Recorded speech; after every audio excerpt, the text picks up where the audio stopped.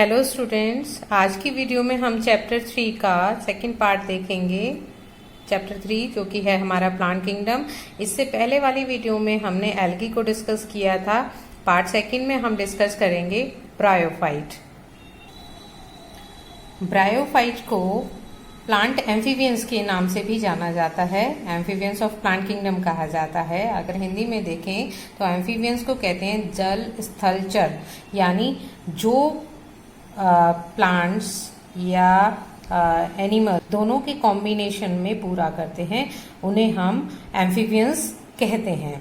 तो ब्रायोफाइट का जो स्पेशलिटी है वो as a in plant kingdom अगर हम देखें तो वो सॉइल में तो रहते हैं, लेकिन जब सेक्सुअल रिप्रोडक्शन की उनकी बात आती है तो उसके लिए उन्हें जल की आवश्यकता होती है। यानी लाइफ साइकिल को पूरा करने के लिए उसे जल की भी जरूरत है और स्थल की भी जरूरत है। इसीलिए इसे एम्फीबियंस ऑफ प्लांट किंगडम कहा जाता है। ये ज़्यादातर जो है डैम्प और ह्यूमिड शेडेड लोकेलिटीज़ में पाए जाते हैं। जो थोड़ी सी नमी वाले क्षेत्र होते हैं उनमें हम ब्रायोफाइट्स को देख सकते हैं। इसका इम्पॉर्टेंट रोल जो है ब्रायोफाइट्स का वो अनुक्रमण में होता है। ये क्या करते हैं, जो बेयर रॉक्स होती हैं, जो चट्टानें होती हैं, उनको आगे प्लांट के ग्रोथ के लिए जो है प्रॉपर एक तरह से ये कह सकते हैं हम कि रॉक्स को बारीक बारीक कणों में तोड़ने में हेल्प करती हैं, या कह सकते हैं कि आगे आने वाली प्लांट जनरेशन के लिए उसको उसके अनुरूप बना देती हैं, वहाँ पर ग्रो करने के लिए उस जमीन को तैयार कर देती हैं।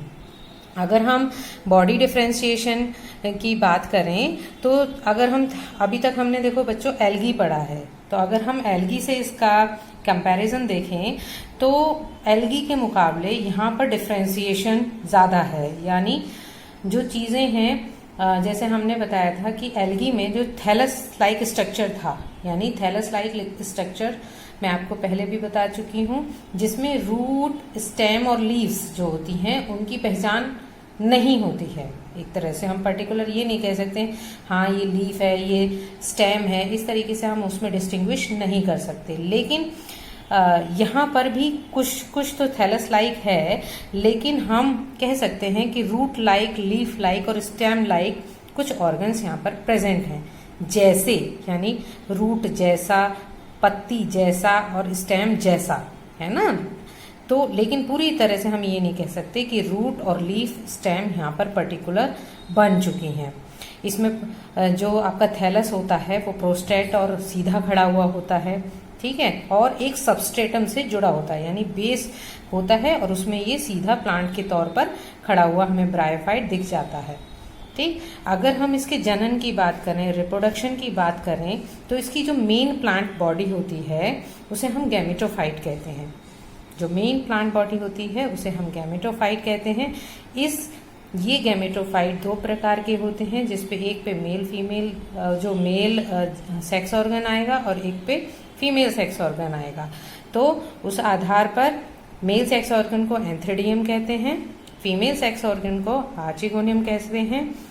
एंथ्रीडियम जो है एंथ्रोजॉइड्स को प्रोड्यूस करता है और आर्चिगोनियम सिंगल एग को। इसको डिटेल में अगर हम थोड़ा सा लें तो इस तरीके से दिखाई देगा हम चार्ट के रूप में। देखिए, male sex organ antheridium, female sex organ archegonium. Antheridium जो है एंथ्रोजॉइड्स बनाएगा। एंथ्रोजॉइड्स जो है वो मोटाइल होंगे और वाटर में रिलीज होंगे, ठीक है, और रिलीज होकर वो आर्चिगोनियम तक पहुंचेंगे, जो कि आर्चिगोनियम प्रोड्यूस करेगा सिंगल एग। ठीक, यानी कि ये सब जो है प्रोसेस, फीमेल सेक्स ऑर्गन वाला जो प्रोसेस है वो सिंगल एग प्रोड्यूस करेगा। अब जब मेल और फीमेल हैप्लॉइड स्ट्रक्चर मिलकर क्या बनाएंगे, जाइगोट बनाएंगे, यानी कि डिप्लॉइड स्ट्रक्चर हमारे यहाँ पर हमें प्राप्त होगा। 2n अगर हम इसे कहें, 2n स्ट्रक्चर, यहाँ पर सिंगल सेल्ड स्ट्रक्चर है, ये भी सिंगल सेल्ड स्ट्रक्चर है। अब ये जाइगोट जो है एकदम से रिडक्शन डिवीजन यानी मियोटिक डिवीजन इसमें नहीं शो करेगा। ये एक मल्टी सेलुलर बॉडी का निर्माण करेगा जिसे हम स्पोरोफाइट कहेंगे। स्पोरोफाइट जो है एक फ्री लिविंग ऑर्गेनिज्म, एक तरह से कह सकते हैं फ्री लिविंग नहीं है। ये जो है एक फोटोसिंथेटिक गैमेटोफाइट से जुड़ी रहती है, जो इसे पूरा जो है फूड एंड प्रोटेक्शन कुछ भी कह सकते हैं हम उसे, वो प्रोवाइड करती है। देन ये स्पोरोफाइट्स स्पोर प्रोड्यूस करते हैं जो कि हैप्लॉइड स्ट्रक्चर होते हैं, और फिर से ये वाली हमारी स्थिति आ जाती है। तो इस तरीके से हमारा ये पूरा साइकिल जो है रिप्रोडक्शन साइकिल वो चलता है ब्रायोफाइट का। अब हम अगर इसके आर्थिक महत्व, इकोनॉमिक इम्पोर्टेंस के बारे में बात करें तो इन कंपैरिजन टू एल्गी में देखा था इकोनॉमिक इम्पोर्टेंस बहुत सारी थी, है ना, as a food, as a medicine, बहुत सारी इकोनॉमिक इम्पोर्टेंस थी।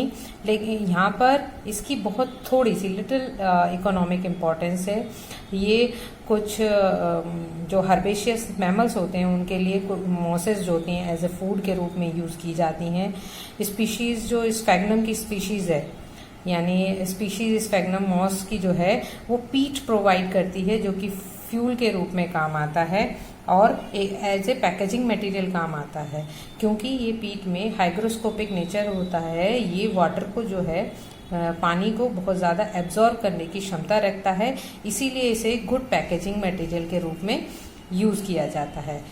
और मैंने आपको बताया क्योंकि ये रॉक्स जो हैं, जितनी भी हमारी रॉक्स हैं, उनको डिकम्पोज करने में बहुत ज़्यादा हेल्प करता है। तो क्या होता है कि उसको जो आगे सबस्ट्रेट हैं, जो हमारे हायर प्लांट्स हैं, उनकी ग्रोथ के लिए सूटेबल रहता है। और मॉसेस जो हैं एक बहुत घनी परत जो है आपकी पूरी अर्थ पर या पूरी पर्टिकुलर एक एरिया पर बना लेती हैं। तो क्या होता है, जब बारिश होती है, तेज़ बारिश में जो मृदा का अपघटन होता है वो नहीं हो पाता। इसलिए हम कह सकते हैं ये भी एक आर्थिक महत्व हो गया कि ये प्रिवेंट करता है सॉइल इरोजन को, ठीक है, उसे मिट्टी के कटाव को एक तरह से कह सकते हैं, उसको ये रोक देता है।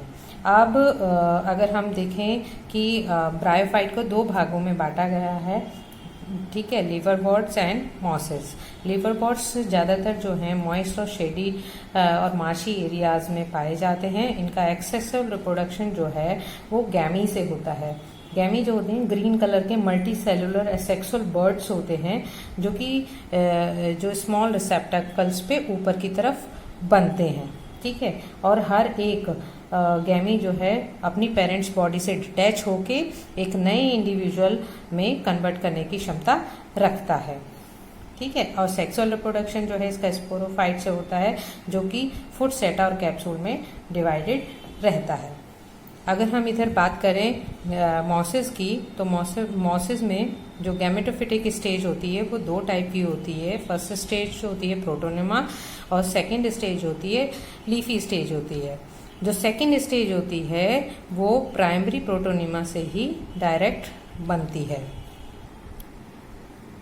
यही स्टेजेस जो है प्रोटोनिमा, और मैंने जो फर्स्ट स्टेज और सेकेंडरी स्टेज बताई हैं आपकी, यही लेटर ऑन जो है सेक्स ऑर्गन्स को प्रोड्यूस करते हैं। इसके एग्जाम्पल हैं फ्यूनेरिया एंड पॉलीट्राइकम और स्फैग्नम। इसका जो सेक्सुअल रिप्रोडक्शन है सेम वैसा ही होता है जैसे हमने पहले डिस्कस किया था। पूरे जो चार्ट हमने डिस्कस किया था सेक्सुअल रिप्रोडक्शन का, सेम उसी तरीके से ये होता है। अगर हम लिवरवर्ट और मॉसेस का कंपैरेटिव स्ट्रक्चरली डायग्राम देखें तो वो कुछ इस प्रकार से है। देखिए ये एनसीईआरटी की बुक में डायग्राम आपके बहुत क्लियर करके दिए हुए हैं। ये जो हम ऊपर ये ए और बी पार्ट देख रहे हैं, ये आपका जो है ब्रायोफाइट में लिवर बर्ड्स के हैं, ठीक है। लिवर बर्ड में हमने मार्केंशिया का ये आपका जो है फीमेल थैलस है, ये आपका मेल थैलस है। देखिए फीमेल थैलस में ये राइजोइड्स हैं, जिन्हें हम कह सकते हैं रूट लाइक, यानी जड़ों के जैसे। तो यानी जड़ ना होकर हम इसे रूट ना कहकर इसे हम राइजोइड कहते हैं। ये गैमा कप हैं, जो मैंने कहा था वेजिटेटिव रिप्रोडक्शन आपका होता है, और ये गैमा जो हैं अपने आप में डिटैच होकर यहाँ से एक नए इंडिविजुअल में जन्म ले लेते हैं। ये लीफ लाइक स्ट्रक्चर है, एक तरह से थैलस स्ट्रक्चर या कह सकते हैं प्रोस्टेट है। और ये आर्चिगोनियोफोर, जिसे हम कह रहे हैं female sex organ. Female gametes यहाँ से बनता है। इसी तरीके से अगर हम मेल पार्ट देखें मार्केंशिया का, मार्केंशिया यानी लिवरवॉर्ट का एक एग्जाम्पल है। इसमें भी सेम स्ट्रक्चर है, लेकिन ये क्या है, N3DO4 है, जो कि मेल गैमेट्स को प्रोड्यूस करेगा। और अगर हम यहीं पर मॉसेस को देखें तो मॉसेस का जो ये स्ट्रक्चर है, फ्यूनेरिया का एग्जांपल हमने यहाँ पर लिया हुआ है। जो ये सी पार्ट है, ये फ्यूनेरिया का गैमेटोफाइट है। इसमें देखिए ये वाला जो पोर्शन है गैमेटोफाइट कहलाता है, ये स्पोरोफाइट, यानी ये स्पोर्स प्रोड्यूसिंग है। यहाँ ये जो कैप्सूल है इसमें आपका स्पोर्स प्रोड्यूस होते हैं। मैंने आपको बताया था इसमें फुट सेटा कैप्सूल होता है, तो ये आपका फुट पार्ट हो गया, ये सेटा हो गया और ये कैप्सूल हो गया। ये लीफ लाइक स्ट्रक्चर है, लीव्स हैं, मेन एक्सिस है और ये राइजोइड्स है। यानी एक ही प्लांट पर आपकी गैमेटोफाइट और स्पोरोफिटिक प्लांट की जो लाइफ साइकिल है पूरी यहाँ पर दिखती है।